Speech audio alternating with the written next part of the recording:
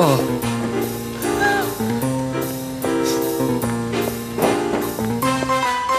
Hi, Tony Blair is the name, and selling houses is my game. My philosophy is simple. If you can live in it, I can sell it. Take this delightful Oxford Street, for example. Houses, mainly post-war, semi-detached, big, spacious and expensive. A little bit like my company car. I'm off to do some business at number 26. Why don't you tag along?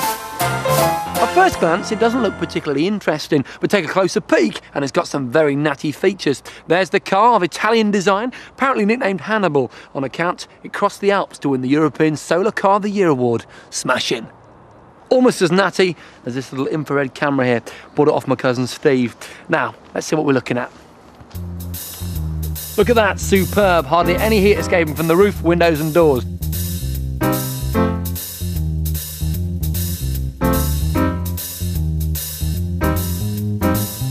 Compare that to the house next door. Hello, you must be the estate agent. Come in. Absolutely, hi, lovely. Oh, nice car. Nice to see you. May I? Thanks. So look what we've got in here then. Oh yes, what a beautiful sitting room and all that lovely, gorgeous sunlight. Well, it doesn't only look nice, but it saves me money as well. What, just the sunlight? Well, there's the stove as well. Let's have a look.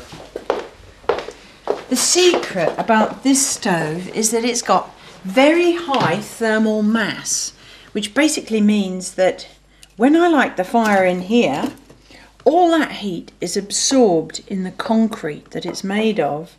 That concrete absorbs the heat and stores it, so even when the fire goes out, it's still re-radiating heat to heat the whole house.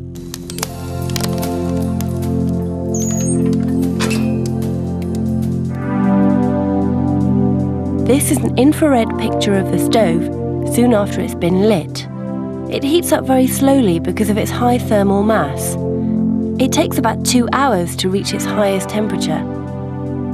Because the concrete bricks store heat very efficiently, the stove is still radiating heat a couple of hours after the fire has gone out. This beautiful little skirt number above the fireplace. Well, this fire not only heats this room, but it heats the rest of the house as well. And how it does that is that all the hot air that gathers around the stove rises, because hot air rises, and collects inside this skirt. But all that hot air then moves next door to heat the room next door by convection. Okay, so you've got all that lovely heat, but what stops it from escaping through the walls?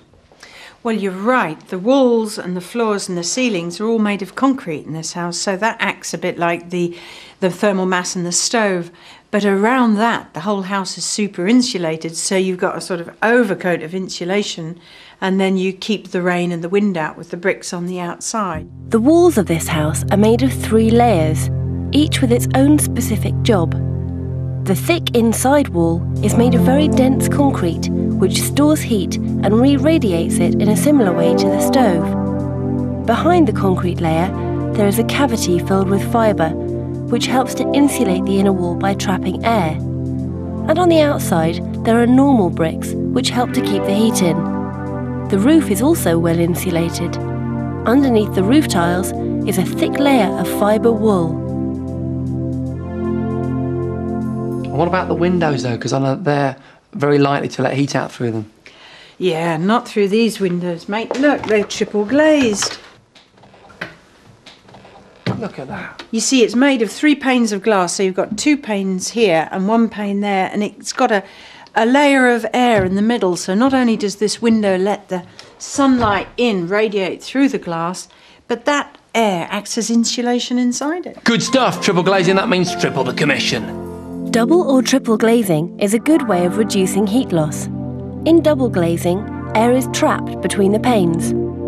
Air is a good insulator, reducing the transfer of thermal energy from one pane to another. With triple glazing, the extra sandwich of air increases efficiency. Hey Doc, you gonna chuck this antique in with a sale? That's not an antique, that's what I measure the temperatures with. Look, you can see over a week, the temperature in this house doesn't vary more than 1 degree or 2, except when I have parties. Look, that's one for 50 people. What, that little bump there's a party? Must have been a good night.